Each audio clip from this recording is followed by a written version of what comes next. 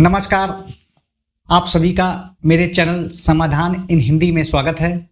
मेरा आज का वीडियो फिगर ऑफ स्पीच, जो कि एडवांस फिगर ऑफ स्पीच है, जिसे विभिन्न प्रतियोगी परीक्षाओं में पूछा जाता है, उसके बारे में है। फिगर ऑफ स्पीच के क्रम में यह मेरा तीसरा वीडियो है और एडवांस फिगर ऑफ स्पीच पे यह मेरा दूसरा वीडियो है। तो एडवांस फिगर ऑफ स्पीच की मैं चर्चा करता हूँ, तो इसलिए यह मेरा दूसरा वीडियो है। इसको मैंने पार्ट सेकंड के अंतर्गत मैं आपको बताऊंगा। तो जैसा कि मैंने पिछले वीडियो में मैंने आपको 7 प्रकार के एडवांस फिगर ऑफ स्पीच के बारे में बताया था, तो उसी सिलसिले में यह मेरा दूसरा वीडियो है। तो इसको मैं आपको बताऊंगा इस वीडियो में कि यह 7 जो फिगर ऑफ स्पीच है कौन कौन सा है और उनको किस प्रकार से डिफाइन करना है और उसका एग्जाम्पल क्या है। सभी कुछ मैं बहुत ही सरल ढंग से आपको सामने प्रस्तुत करूंगा। निश्चित रूप से यह वीडियो आपके लिए बहुत ही लाभकारी सिद्ध होगा और विभिन्न प्रतियोगी परीक्षाओं में आप इसका आसानी से उपयोग कर सकते हैं।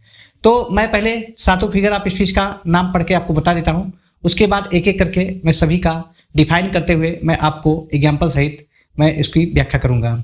तो चलिए, मैं पहला जो मेरा फिगर ऑफ स्पीच है उसका नाम है लिटोट्स और दूसरा का नाम क्लाइमैक्स, जिसको ऑक्सेसिस भी कहते हैं।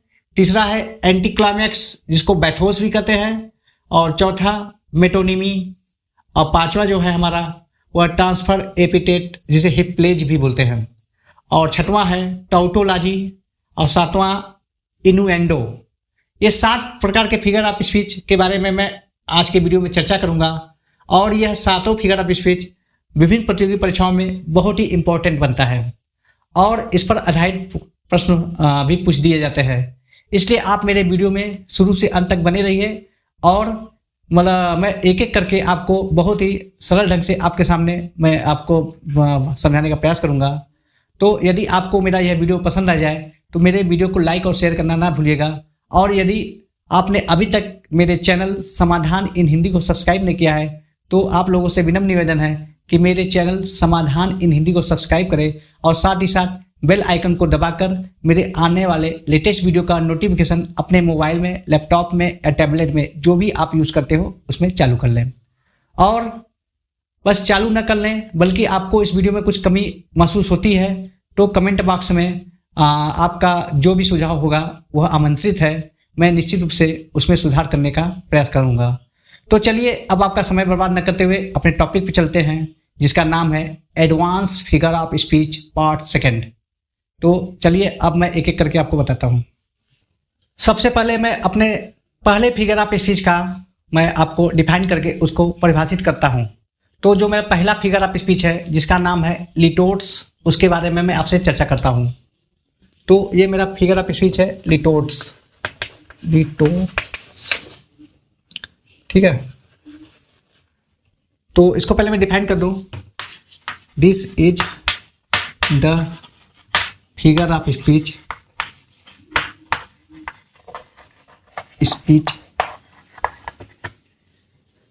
in which an understatement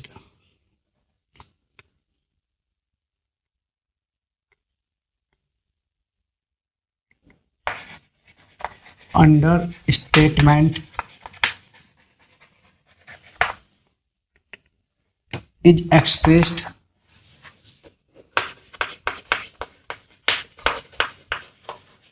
ironically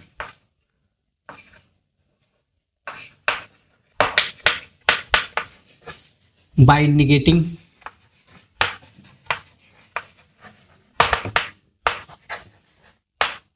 its contrary। ठीक है, तो इस फिगर ऑफ स्पीच के बारे में मैं आपको बताता हूं कि यह वह फिगर ऑफ स्पीच है। This is the figure of speech in which an understatement is expressed ironically by negating its contrary. इसका अर्थ हुआ कि यह वह फिगर ऑफ स्पीच है जिसमें किसी बात को इस प्रकार निगेटिव बनाते हुए प्रदर्शित किया जाता है कि जो उसका अर्थ निकले वह मतलब कि दिए गए कथन का विपरीत हो। यानी कि जो जैसे निगेटिव से किसी बात की पुष्टि समाप्त हो जाती है, लेकिन कभी कभी क्या होता है, निगेटिव ही अफर्मेटिव में बदल जाता है।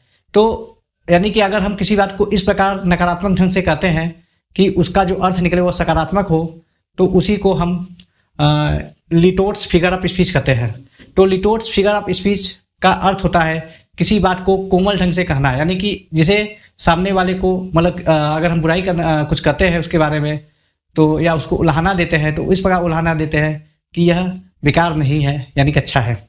ठीक है, जैसे एग्जाम्पल देखिए, example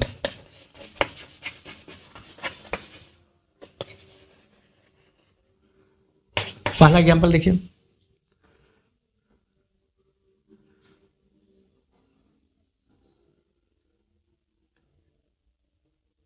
the sword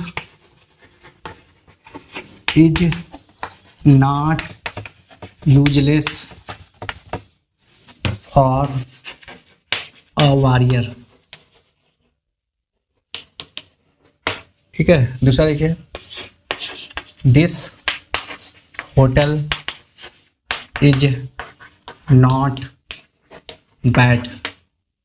third example देखिए, he is not exactly poor.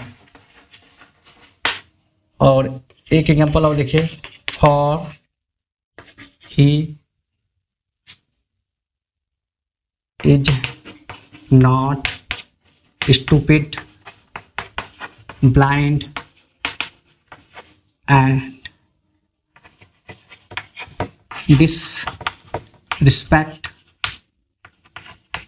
disrespectful to our God। This is line taken from a great epic Iliad। ठीक है, written by Homer। This is a Greek epic. तो मैंने आपको 4 example दिए और 4 example को मैं समझा रहा हूँ कि यह कैसे लिटोट्स फिगर ऑफ स्पीच बना। तो जैसे पहला हो गया, the sword is not useless for a warrior, मतलब कि तलवार किसी योद्धा के लिए यूजलेस नहीं है, बेकार नहीं है, मतलब अनुपयोगी नहीं है, यानी कि इसका मतलब उपयोगी है। This hotel is not bad, मतलब ये होटल खराब नहीं है, इसका अर्थ क्या निकला कि यह होटल अच्छा है। ही इज नॉट एग्जैक्टली पुअर, वह एकदम से गरीब नहीं है, यानी कि वह थोड़ा अमीर भी है। For he is not stupid blind and disrespectful to our god. Iliad का एक लाइन है, इलियड महाकाव्य, उसमें कहा गया कि वह स्टूपिड मूर्ख नहीं है, अंधा नहीं है, और डिसरिस्पेक्टफुल टू आवर गॉड, हमारे मतलब भगवान के लिए वह डिसरिस्पेक्टफुल भी नहीं है, यानी कि इसका मतलब कि यह जो चीज़ लिखा है वो नहीं है, तो इसी का जस्ट वो अपोजिट है। तो यानी कि इस प्रकार का अगर सेंटेंस आता है, इस प्रकार के लाइंस आते हैं और उसमें पूछा जाता है कि इसमें कौन सा फिगर ऑफ स्पीच है, तो उसमें आप निश्चित रूप से यह आपका फिगर ऑफ स्पीच लिटोट्स है, वही फिगर ऑफ स्पीच ऐसे वाक्यों में होता है। तो ऐसे ही बहुत सारे एग्जाम्पल दिए जा सकते हैं जिसमें लिटोट्स फिगर ऑफ स्पीच होते हैं, लेकिन बस आप मोटे तौर पे इतना समझ लें कि लिटोट्स फिगर ऑफ स्पीच वह फिगर ऑफ स्पीच होता है जिसमें किसी बात को नकारात्मक ढंग से समझा जाता है, यानी कि बात को सकारात्मक ही कहना है, लेकिन उसको कहने के लिए नकारात्मक शब्दों का हम प्रयोग करते हैं। लिटोट्स में वाक्य निगेटिव अवश्य होता है, इस बात का ध्यान रखिए। Litotes always contain a negative sentence. Okay, अब हम नेक्स्ट फिगर ऑफ स्पीच की ओर बढ़ते हैं। मेरे अगले फिगर ऑफ स्पीच का नाम क्लाइमैक्स है। क्लाइमैक्स चरम अवस्था, इसको ऑक्सेसिस भी बोलते हैं। तो क्लाइमैक्स के बारे में हम पहले इसको डिफाइन करते हैं कि व्हाट इज क्लाइमैक्स। क्लाइमैक्स, इसको अदर वर्ड्स में ऑक्सेसिस बोलते हैं। ठीक है, तो this is the figure of speech, figure of speech in which words, phrases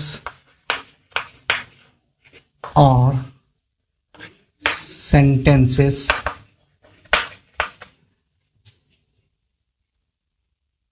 और classes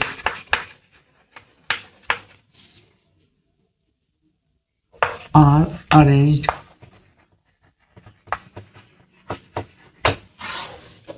in order of increasing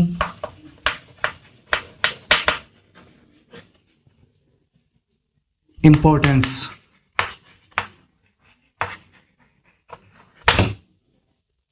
तो यह मेरा डेफिनेशन है कि climax, this is a figure of speech in which words, phrases और सेंटेंस और clauses are arranged in order of increasing importance.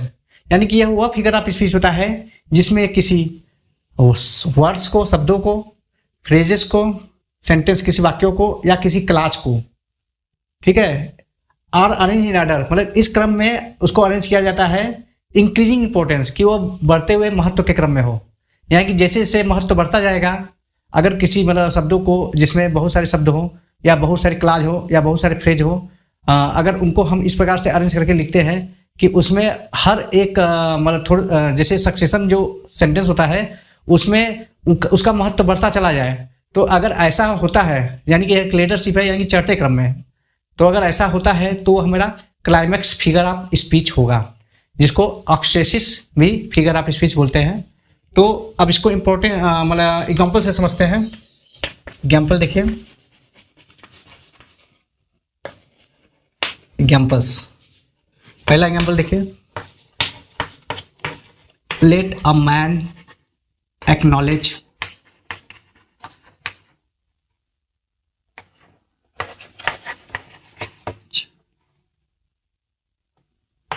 His obligation to himself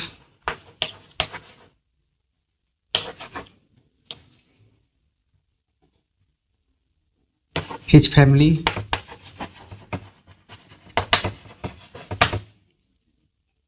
his country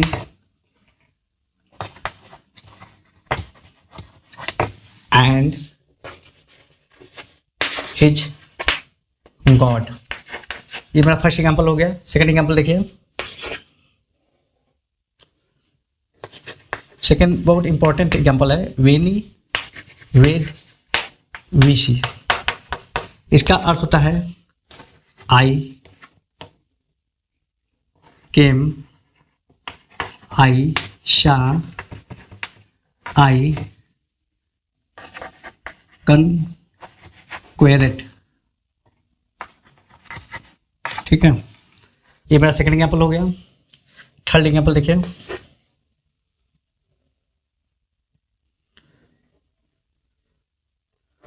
since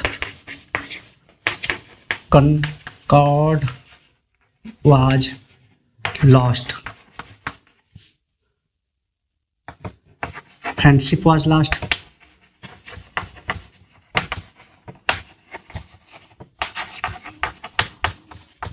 friendship was lost, fidelity was lost,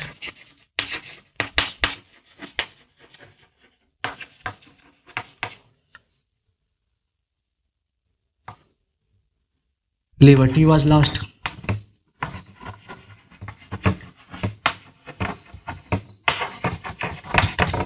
all was lost, lost। चौथा एक और example देख लीजिए, there are three things that will endure,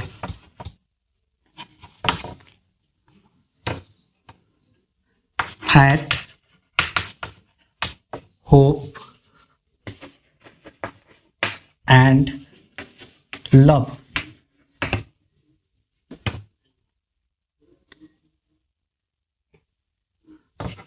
The last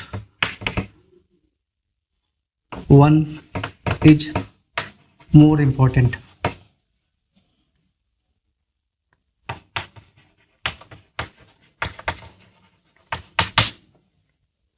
तो यहाँ पे मैंने आप लोगों के सम्मुख मैंने 4 एग्जाम्पल दिए हैं। उस एग्जाम्पल को मैं पढ़कर उसको समझा देता हूँ कि किस प्रकार इसमें क्लाइमैक्स फिगर ऑफ स्पीच है। तो जैसे पहला एग्जाम्पल है, let a man acknowledge his obligation to himself, his family, his country and his god. मतलब किसी व्यक्ति को, ठीक है, उसको स्वयं के प्रति, अपने परिवार के प्रति, अपने देश के प्रति और अपने भगवान के प्रति और उसका क्या कर्तव्य है उसको समझने देना है। तो यानी कि यहाँ पे देखिए एक एक करके हम धीरे बढ़ रहे हैं। स्वयं के लिए हिमसेल्फ, उससे बड़ा हिज फैमिली, उससे बड़ा हिज कंट्री और उससे भी बड़ा हिज गॉड। तो ये देखिए हम बढ़ते हुए क्रम में हैं। इसी प्रकार देखिए वेनी विशी, जैसे वेनी का मतलब होता है आई केम, मैं आता हूँ, आई सा मैंने देखा, आई कनक्वेरेड मैं जीत गया। तो यहाँ पे भी इस प्रकार का बढ़ता हुआ क्रम है। थर्ड एग्जाम्पल देखिए, since concord was lost, friendship was lost, fidelity was lost, liberty was lost, all was lost. अब यहाँ पे मात्र कनकॉर्ड में समझौता के समाप्त हो जाने पर सब कुछ समाप्त हो जाता है धीरे धीरे। जिसे पहले नंबर फ्रेंडशिप आता है, फिर फाइडेलिटी, फिर लिबर्टी और उसके बाद सब कुछ समाप्त हो जाता है। तो यहाँ पे क्लाइमैक्स फिगर ऑफ स्पीच होगा। फोर्थ एग्जाम्पल देखिए, there are 3 things that will endure. तो 3 चीज़ें जो कि बहुत ही महत्वपूर्ण होती है, एक फैट, होप और लव। तो ये जैसे विश्वास हो गया, आशा हो गई और प्यार, और इसमें से जो लव है वह ज़्यादा इंपॉर्टेंट है, इन दोनों से ज़्यादा इंपॉर्टेंट हुआ। तो यहाँ पे फैट, होप और लव जो है उसको बढ़ते हुए क्रम में रखा गया है, इसलिए यहाँ पे क्लाइमैक्स फिगर ऑफ स्पीच है। तो अब इसी प्रकार अब हम अगले फिगर ऑफ स्पीच की ओर आगे बढ़ते हैं। तीसरे नंबर का जो फिगर ऑफ स्पीच है उसका नाम है एंटी क्लाइमैक्स, जिसको बैथोस भी कहते हैं। तो यह क्लाइमैक्स का, जैसे यह क्लाइमैक्स का विपरीत फिगर ऑफ स्पीच होता है। जिसे क्लाइमैक्स में किसी महत्व को बढ़ते क्रम में लिखते हैं, तो एंटी क्लाइमैक्स में जो होता है वो घटते हुए महत्व के क्रम में लिखा जाता है। तो अब मैं इसको डिफाइन करके आपको बताता हूँ कि एंटी क्लाइमैक्स क्या होते हैं और इसका एग्जाम्पल क्या है। तो एंटी क्लाइमैक्स जिसको बैथोस भी कहते हैं, ये हमारा थर्ड फिगर ऑफ स्पीच है। तो इसको डिफाइन करते हैं, this is the figure of speech in which words, phrases or clauses are arranged in order of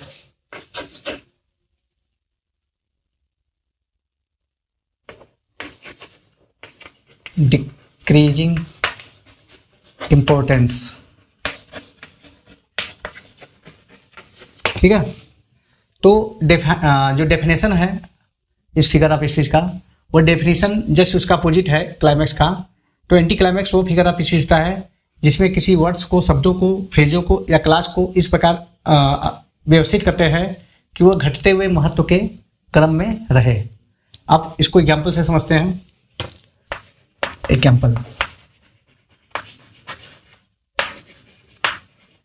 पहला एग्जाम्पल है आई डाई, आई फेंट, आई हाल। सेकेंड एग्जाम्पल देखिए, she was a good writer, a good mother,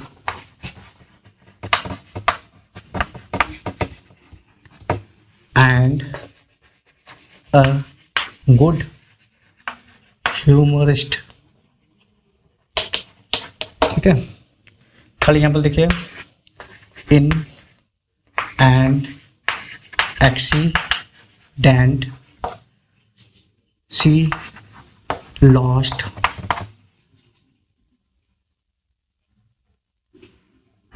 her husband,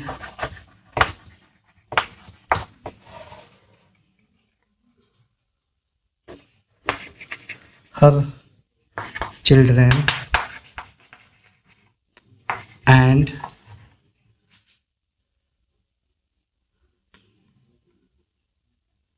her dog. चौथा देखिए, he lost his wife, his children, and also his mobile phone.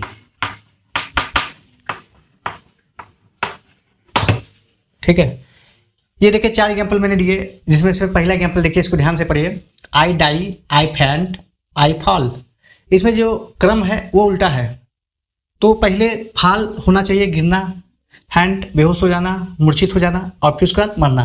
लेकिन यहाँ पहले मर गया, फिर मूर्छित हुआ, फिर गिर गया। तो यानी कि यहाँ पे इस जो स्पीकर है, राइटर है, उसके लिखने का जो तरीका है वह उलट ढंग से है, वह मतलब डिसेंडिंग ऑर्डर में है, घटते क्रम में। तो इसको इसलिए एंटी क्लाइमैक्स कहते हैं। और सेकंड देखिए, she was a good writer, मतलब वह एक गुड राइटर है, एक अच्छी लेखिका है थी, एक अच्छी मदर थी, और एक अच्छी ह्यूमरिस्ट थी। तो यहाँ राइटर, मदर और ह्यूमरिस्ट, धीरे देखिए महत्व जो इम्पोर्टेंस है वो कम होता जा रहा है। तीसरा एग्जाम्पल देखिए, in an accident she lost her husband. एक एक्सीडेंट में उसने अपने पति को खोया, अपने बच्चों को खोए, और अपने कुत्ते को खो दिया। यहाँ पे भी इंपॉर्टेंस को डिक्रीजिंग ऑर्डर में सजाया गया है। और फोर्थ एग्जाम्पल देखिए, he lost his wife, his children, and also his mobile phone. तो यहाँ पे देखिए वाइफ, चिल्ड्रेन के बाद मोबाइल फ़ोन का नंबर आता है।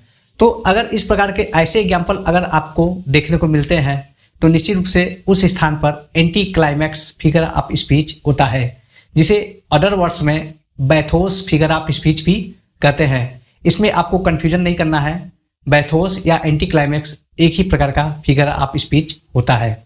अब इसके बाद हम अगले फिगर ऑफ स्पीच की ओर बढ़ते हैं। हमारे अगले फिगर ऑफ स्पीच का नाम है मेटोनिमी। मेटोनिमी, इसको पहले मैं डिफाइन कर देता हूँ। मेटोनिमी क्या है, what is metonymy?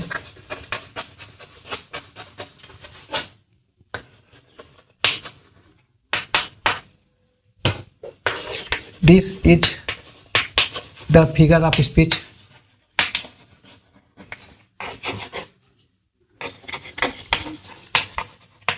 in which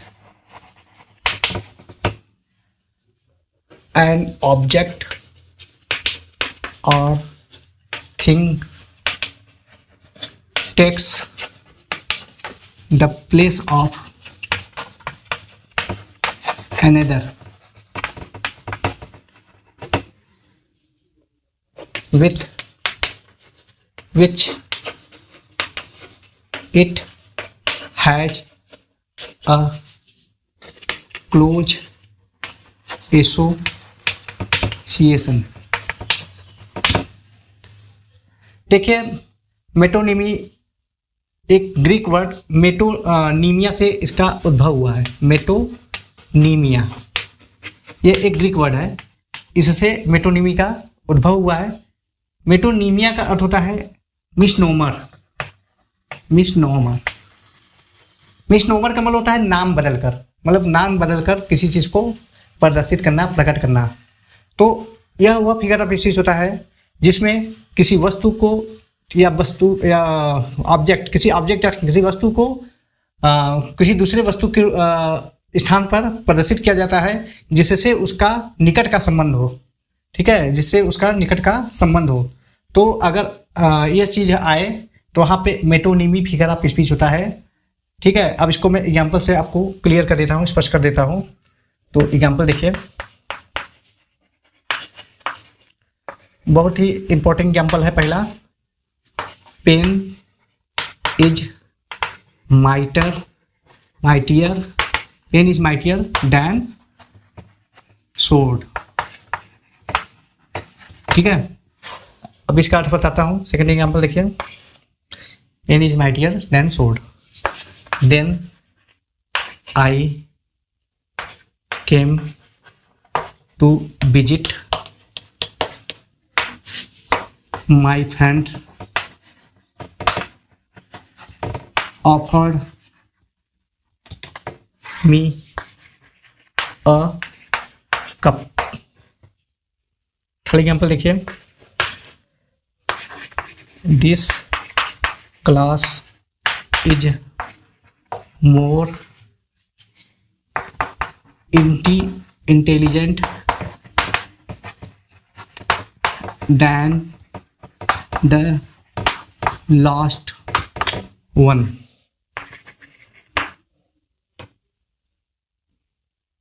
Than the last one। और one of Ram's new ride is more expensive। ठीक है, यहाँ पे मैंने आप लोगों के सामने 4 एग्जाम्पल मैंने दिए हैं। तो इस एग्जाम्पल को मैं आपको बताता हूँ कि इस एग्जाम्पल का क्या अर्थ है और इसमें कैसे मेटोनिमी फिगर ऑफ स्पीच हुआ। तो पहला एग्जाम्पल है, pen is mightier than sword. मतलब पेन का मतलब होता है कलम जो है वो तलवार से ज़्यादा ताकतवर होता है। यहाँ पेन का अर्थ होता है शिक्षित व्यक्ति, और सोर्ड का मतलब होता है योद्धा जो लड़ाई करता है। तो यानी शिक्षित व्यक्ति, ठीक है, तलवार योद्धा मतलब जो योद्धा लोगों से अधिक शक्तिशाली होते हैं, क्योंकि पेन की ताकत तलवार की ताकत से अधिक मानी जाती है। दूसरा देखिए, then I came to visit my friend offer me a cup. जब मैं मिलने आया तो मेरे दोस्त ने मुझे एक कप ऑफर किया। कप, यहाँ कप का मतलब होता है, ठीक है, यह कप का मतलब होता है कि टी या कॉफ़ी, मतलब कि अ कप ऑफ टी या अ कप ऑफ कॉफ़ी। तो यहाँ पे कप मात्र से ये पता चल जाता है कि चाय या कॉफ़ी की बात कर रहा है। तो यानी कि यह उसको रिप्रेजेंट कर रहा है, चाय या कॉफ़ी को। तो यह कप को चाय या कॉफ़ी के स्थान पे प्रयुक्त किया गया है। इसी प्रकार जैसे पेन और सोर्ड को मतलब कि शिक्षित व्यक्ति और योद्धा व्यक्ति के लिए प्रयुक्त किया गया है, उसी प्रकार कप को। थर्ड एग्जाम्पल है, this class is more intelligent than the last one. मतलब यह जो क्लास है वो पिछले क्लास से अधिक बुद्धिमान है। यहाँ क्लास का मतलब होता है कक्षा नहीं, यहाँ क्लास का मतलब होता है कक्षा के सभी विद्यार्थी यानी स्टूडेंट्स। तो क्लास में क्या है, ग्रुप ऑफ स्टूडेंट्स, मतलब कि this group of students is more intelligent than that group of students. इसका मतलब ये हुआ। तो यानी कहने का मतलब कि यहाँ क्लास जो है वह मेटोनिमी है किसके लिए, ग्रुप ऑफ स्टूडेंट्स, मतलब कि छात्रों के समूह के लिए। इसी प्रकार Ram's new ride is more expensive. Ram का नई सवारी जो है, राइड है, वह अधिक खर्चीला है। तो यहाँ राइड का मतलब होता है जैसे कोई बाइक हो गया, कार हो गया, जिसपे वो सवारी करता हो, तो यहाँ राइड उसके लिए मेटोनिमी है। तो आपको समझ में आ गया होगा कि अगर किस प्रकार के वाक्यों में मेटोनिमी फिगर ऑफ स्पीच होता है। यदि कोई एक शब्द किसी समूह के लिए प्रदर्शित किया जाए, ठीक है, किसी दूसरी चीज के लिए प्रयुक्त किया जाए, तो हम मेटोनिमी फिगर ऑफ स्पीच होता है, क्योंकि इसका मतलब ही होता है नाम बदलकर प्रस्तुत करना। तो अब हम अगले फिगर ऑफ स्पीच को बढ़ते हैं। हमारे अगले फिगर ऑफ स्पीच का नाम है ट्रांसफर एपिटेट, जिसे हिप्लेज फिगर ऑफ स्पीच भी बोलते हैं। तो इसके बारे में पहले मैं आपको इसको डिफाइन करके इसका मैं एग्जांपल दूंगा। तो ट्रांसफर एपिटेट के बारे में बताऊंगा। Transfer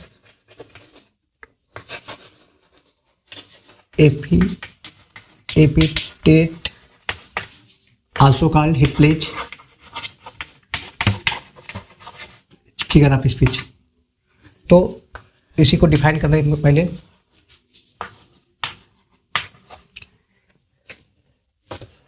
this is the figure of speech in which an adjective or participle also called an epithet grammatically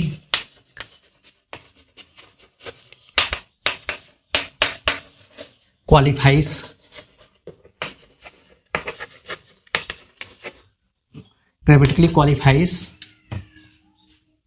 a noun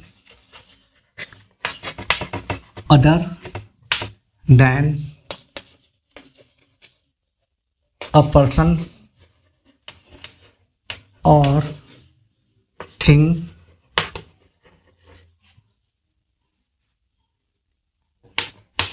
it is actually describing is called transferred epithet. ठीक है, this is the definition of transfer epithet figure of speech which is also called hypallage. तो यह हुआ figure of speech होता है जिसमें कोई adjective या पार्टिसिपल जिसे एपिटेट भी कहते हैं वह ग्रामेटिकली मतलब व्याकरण के ढंग से वह ऐसे नाउन की विशेषता बताते हैं जो उस वस्तु या व्यक्ति से भिन्न होते हैं जिसके बारे में वो वास्तव में वर्णन कर रहा हो। तो इसलिए इसको ट्रांसफर एपिटेट कहते हैं। ट्रांसफर एपिटेट मतलब क्या होता है कि जैसे मान लो जैसे किसी वस्तु व्यक्ति की विशेषता बताना हो तो उसके आगे हम एडजेक्टिव न लगाकर किसी दूसरे चीज के आगे एडजेक्टिव लगा देते हैं, लेकिन जो उसका अर्थ निकलेगा उस वस्तु या व्यक्ति के लिए निकले। तो अगर ऐसा स्थिति है तो उसी परिस्थिति को हम ट्रांसफर एपिटेट करते हैं। इसलिए ट्रांसफर में होता है मतलब परिवर्तित, एक स्थान से दूसरे स्थान पर हम उसकी एडजेक्टिव की जो विशेषता है उसको हम ले जाते हैं। अब इसको मैं एग्जाम्पल से आपको स्पष्ट करता हूं। जैसे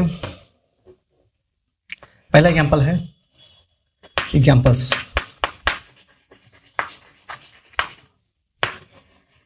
फर्स्ट एग्जाम्पल है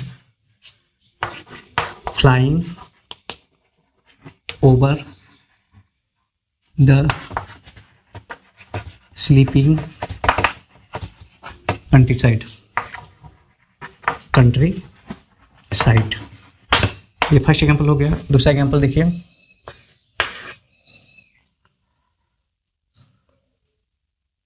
फ्लाउमेन homeward plots his weary way। Third example देखिए, when I woke up I found happy morning।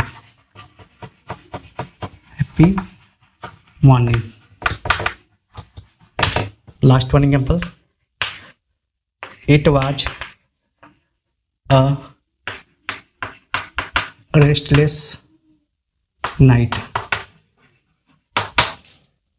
ठीक है, अब यहाँ पे देखिए पहला जो एग्जाम्पल है flying over the sleeping country side. तो यहाँ देखिए कंट्री साइड में होता है, ठीक है, गांव का क्षेत्र। तो सोते हुए गांव के क्षेत्र से के ऊपर से गुजरना, तो यानी कहने का मतलब ये होता है कि गांव का जो क्षेत्र होता है वो सोता नहीं है बल्कि सोते हैं वहाँ के निवासी। तो यहाँ पे जो स्लीपिंग है वह वहाँ के निवासियों के लिए तो डिस्क्राइब करना चाहता है, लेकिन जो पोएट है या जो इसका राइटर है उसने उस पर जो उसका एडजेक्टिव है उसको ट्रांसफर करके कंट्री साइड के ऊपर कर दिया है। तो यहाँ कंट्री साइड को ये विशेषता बता रहा है। तो स्लीपिंग कंट्री साइड में होता है सोते हुए गांव के लोग, इसका मतलब ये निकलेगा। तो यहाँ पे देखिए दूसरा एग्जाम्पल है ploughman homeward plods his weary way. ये फेमस लाइन है from an elegy written in country churchyard written by Thomas Gray. तो थॉमस ग्रे का जो एलेजी है उसमें यह लाइन देखने को मिलता है, जैसे इसमें जो प्लोमैन थे वह अपनी ओर अपने घरों की ओर, ठीक है, कीचड़ या मिट्टी से सने हुए वापस लौटते हैं हिज वियरी वे, मतलब अपने थकान भरे रास्ते से होते हुए। तो यहाँ वियरी वे, यहाँ पे देखिए वियरी मतलब होता है थकान से भरा हुआ, ठीक है, वे मतलब रास्ता। तो कोई भी रास्ता जो होता है वह एक निर्जीव वस्तु है, वह थकती नहीं है। थकता कौन है? यानी कि वहाँ जो किसान जो हैं जो दिन भर परिश्रम किए हैं वे लोग थके हुए हैं। तो यहाँ पे पोएट ने फ्लोमेन के लिए वेरी शब्द का प्रयोग न करके बल्कि वे के लिए किया है। तो यहाँ पे जो वेरी जो एपिथेट था प्लूमेन के लिए, उसको ट्रांसफर करके उसको वे के साथ लगा देता है, तो इसलिए यहाँ पे transfer epithet figure of speech हो गया। और थर्ड एग्जाम्पल देखिए, when I woke up I found happy morning. जब मैं उठा तो मैं हैप्पी मॉर्निंग, मतलब कि एक हैप्पी मतलब होता है प्रसन्नता से भरे हुए सुबह को मैं पाता हूँ। तो यहाँ पे मॉर्निंग को हैप्पी द्वारा, ठीक है, हैप्पी मतलब मॉर्निंग तो हैप्पी होती नहीं है, हैप्पी होता है प्रसन्न, लेकिन उस मॉर्निंग से जिसे पर्सन को प्रसन्नता हो तो हैप्पी मॉर्निंग हो गया। तो यहाँ पे हैप्पी शब्द का प्रयोग हम किसी वस्तु या व्यक्ति के लिए ना करके बल्कि हम मॉर्निंग के लिए करते हैं। तो यहाँ पे जो एपिथेट है उसको मॉर्निंग के लिए ट्रांसफर किया गया है, तो इसलिए यहाँ पे भी transfer epithet figure of speech हुआ। और it was a restless night, इसी प्रकार हम रेस्टलेस नाइट मतलब होता है मतलब कि रेस्टलेस मतलब बिना आराम किए हुए रात की बात करते हैं, तो नाइट के लिए भी रेस्टलेस जो आया है वो भी ट्रांसफर करके ही लाया गया है, क्योंकि रेस्टलेस का प्रयोग हम वहाँ के लोगों से करेंगे न कि नाइट से। तो अगर इस प्रकार का उदाहरण आपको देखने को मिले तो निश्चित रूप से वहाँ पे transferred epithet figure of speech होता है, जिसे हम हिप्लेज भी कहते हैं। तो इसमें आपको कन्फ्यूजन नहीं करना है, दोनों जो होते हैं सेम होते हैं, चाहे वो हिप्लेज फिगर ऑफ स्पीच हो चाहे ट्रांसफर फिगर ऑफ स्पीच हो, यह ऑप्शन में जरूर आएगा। तो उसमें से आपको मतलब इन दोनों से कोई एक ही आएगा उसको, लेकिन आप दोनों नाम जानते रहेंगे तो आप आसानी से मतलब अपने जो ऑब्जेक्टिव क्वेश्चन है उसको सॉल्व कर सकते हैं और सही विकल्प भर सकते हैं। अब मैं अगले फिगर ऑफ स्पीच की ओर आगे बढ़ता हूँ। अब मैं second last figure of speech पे आता हूँ, जिसका नाम है tautology. Tautology figure of speech, tautology definition, this is the figure of speech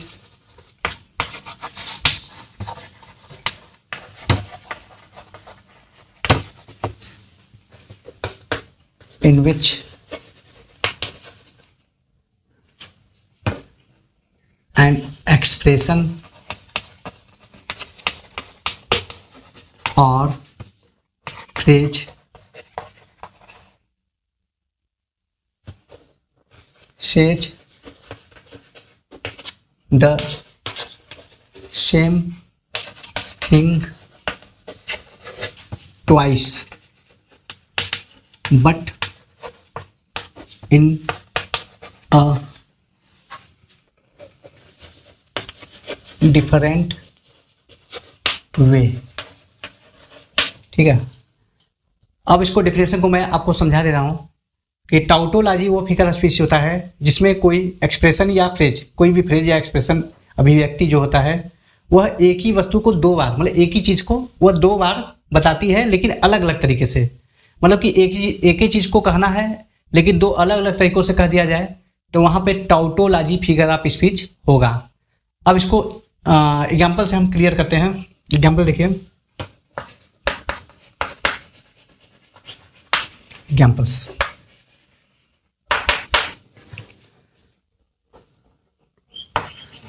पहला एग्जाम्पल है I went to see her personally.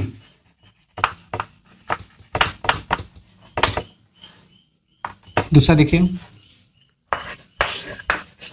In my opinion I think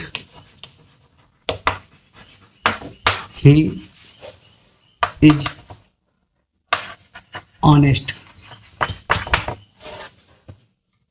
third example देखिए,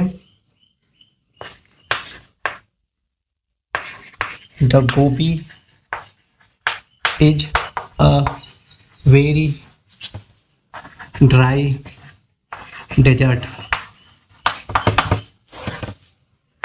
for example, the evening sunset was very charming। यहाँ पे मैंने आपके सम्मुख मैंने 4 examples को प्रस्तुत किया है, तो इसको देखिए किस प्रकार यह टाउटोलॉजी फिगर ऑफ स्पीच होता है। जैसे यहाँ पे देखिए, I went to see her personally, मतलब कि यहाँ पे आई के साथ पर्सनली लगा है, ठीक है, व्यक्तिगत रूप से।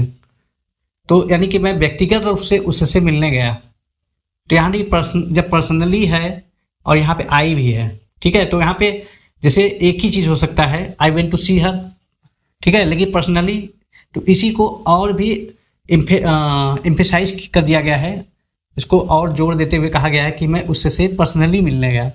तो यहाँ पे टाउटोलॉजी है, क्योंकि आई और पर्सनली दोनों एक ही सेंटेंस में 2 बार प्रयुक्त हो गया, मतलब जिसका अर्थ एक ही निकल रहा है। दूसरा देखिए, in my opinion I think. अब यहाँ देखिए इन माई ओपिनियन भी है और आई भी है, कि मेरे राय में और मैं सोचता हूँ, ठीक है, ये दोनों बातें एक ही जैसी हैं, तो इसलिए यहाँ पे टाउटोलॉजी फिगर ऑफ स्पीच होगा। तो in my opinion I think he is honest, ठीक है। नेक्स्ट देखिए, the Gobi is very dry desert. देखिए यहाँ पे डेजर्ट का भी प्रयोग है, ड्राई का भी प्रयोग है। डेजर्ट का मतलब ही होता है सूखा, रेगिस्तान।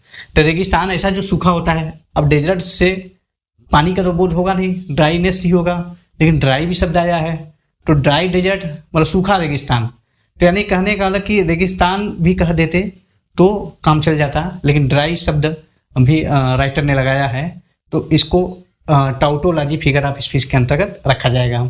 नेक्स्ट है, the evening sunset was very charming. यहाँ पे देखिए इवनिंग भी लगा है और सनसेट भी लगा है। तो सूर्यास्त जो होता है शाम को ही होता है, सुबह तो होता नहीं है। तो यानी कि द इवनिंग जो है वह सनसेट के लिए ही मतलब वही अर्थ प्रकट कर रहा है। तो इवनिंग को हटा भी दें तो सनसेट पर कोई प्रभाव नहीं पड़ेगा।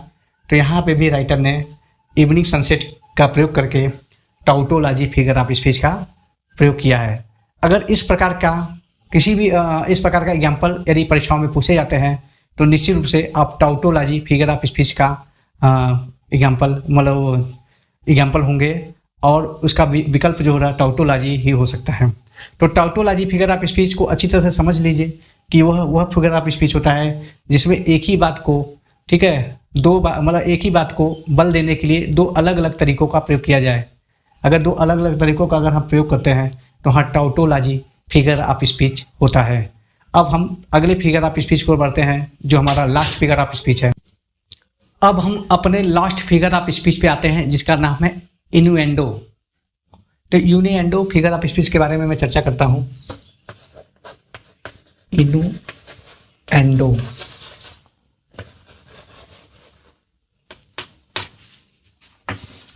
This is a figure of speech in which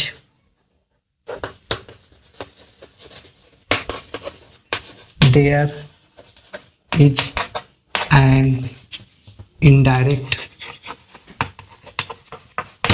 or subtle observation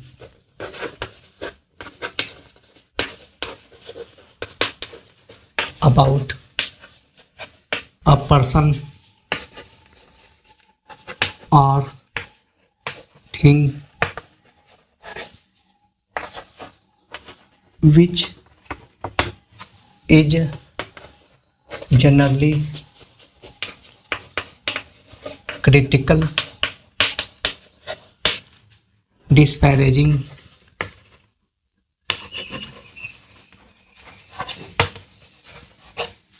and salacious in nature, and its uses is almost always derogatory.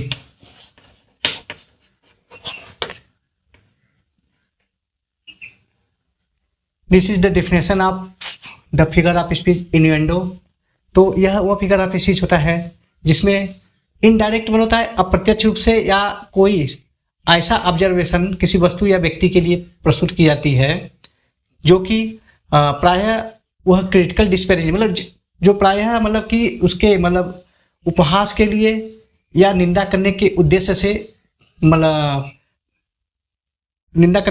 से प्रस्तुत किया जाता है, और यह प्रायः जो होता है डेरोगेटिव होता है, अपमानजनक। वह यह अक्सर जो इसका जो अर्थ निकलता है वह अक्सर अपमानजनक होता है, उस व्यक्ति की निंदा या उपेक्षा करने वाला होता है, या उस वस्तु की निंदा या उपेक्षा करता है। तो इनुएंडो फिगर ऑफ स्पीच का मैंने डेफिनेशन लिख दिया है। अब मैं इसको एग्जाम्पल से आपको स्पष्ट करता हूँ। Example,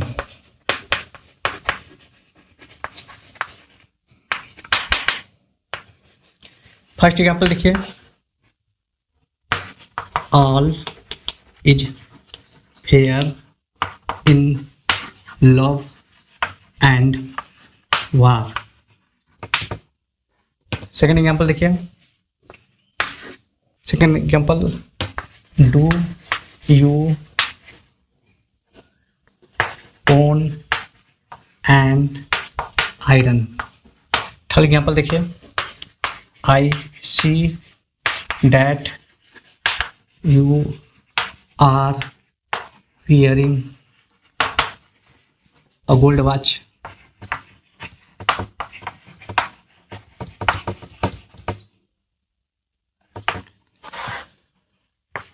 Remarkably like the one I lost last month. One more example,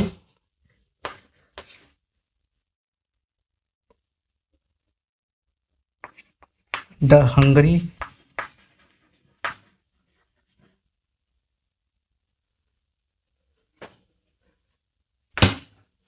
judges soon the sentence sign and reaches that juryman में डाइन। ठीक, डाइन है, DINE। तो यहाँ पे देखिए मैंने आपको 4 एग्जाम्पल दिए, उस एग्जाम्पल को बारी बारी एक एक करके मैं बताता हूँ किस प्रकार ये इनुएंडो फिगर ऑफ स्पीच है। All is fair in love and वार। यहाँ पे लव एंड वार मतलब कि प्रेम में और युद्ध में सभी कुछ फेयर है, मतलब कि इसमें कोई भी चीज़ अनुचित नहीं होता है, यानी कि आप इसमें कोई रूल और रेगुलेशन किसी भी प्रकार का नहीं है। तो निश्चित रूप से यहाँ कह रहा है कि यदि आप लव में हैं या वार में हैं तो आप किसी भी नियम को नहीं मानेंगे। तो यानी कि यहाँ पे किसी तरह से लव और वार को उपेक्षित किया गया है, कहा कि यह दोनों ऐसे हैं जिसमें कोई भी नियम, कोई भी कायदा कानून नहीं चलता। तो कहता है all is fair in love and वार। तो सेकेंड एग्जाम्पल देखिए, do you own an iron. तो यह मतलब किसी ने कहा क्या तुमने अपना कपड़ा स्वयं आयरन किया है। तो यानी कहने का मतलब कि वह इस प्रकार का कपड़ा पहना था जिसे उसके कपड़े में क्रीज बन गया था, यानी कि वह चिमड़ा हुआ था, तो लग रहा था जैसे वह बिना प्रेस किया हुआ कपड़ा उसने पहन रखे हैं। तो उसने कहा क्या तुम अपने हाथ से अपना कपड़े को प्रेस करते हो। तो यानी कहने का मतलब ये भी उपेक्षा के लिए इस शब्द का प्रयोग किया गया है। तो यह ऑब्जर्वेशन भी मतलब कि किसी को अपमान करने के उद्देश्य से ऐसा कहा गया। तीसरा देखिए, I see that you are wearing a gold watch remarkably like the one I lost last month. तो यहाँ पे कह रहा है कि मैं देखता हूँ कि तुम वह सुनहरी घड़ी तुम पहन रहे हो जिसे संभवतः मैंने पिछले महीने खो दिया था। यानी कि यहाँ पे किसी न किसी तरह से व्यक्ति कह रहा है कि तुम वही घड़ी पहन रहे हो जिस घड़ी को मैंने 1 महीने पहले मैंने खो चुका हूँ। यानी कि मतलब वह उस पहनने वाले मतलब जो व्यक्ति है जो घड़ी को पहन रहा है उस व्यक्ति की निंदा या उपेक्षा करता हुआ प्रतीत होता है। तो इसी प्रकार जो चौथा एग्जाम्पल है वह एक प्रसिद्ध मोक हीरोइक पोयम जिसका नाम मोक हीरोइक एपिक है, जिसका नाम the rape of the lock है और इसके राइटर अलेक्जेंडर पोप हैं। तो अलेक्जेंडर पोप का यह जो रैप ऑफ द लॉक है उसी का एक लाइन है जो कि हीरोइक कपुलेट में लिखा गया है। तो उसको मैं पढ़ देता हूँ एक बार, देखिए। द हंग्री जजेस soon the sentence sign. Soon the sentence sign, मतलब कि हंग्री जजेस, मतलब कि जो भूखे जज थे उन्होंने बिना कुछ मतलब जांच पड़ताल किए उन्होंने सेंटेंस मतलब कि मतलब उस पन्ने पर सिग्नेचर कर दिए, मतलब कि उन्होंने अपना फैसला सुना दिया। एंड रिचेस हैंग, यहाँ हैंग होगा, and wretches hang that jury man may dine, और रिचेस हैंग, और अभागा व्यक्ति को लटका दिया गया, सूली पर उसको लटका दिया गया, डैट जूरी मैन मेडाइन, ताकि जो जूरी मैन मतलब कि वहाँ के जो न्यायालय में काम करने वाले लोग हैं वह अपना भोजन खा सके।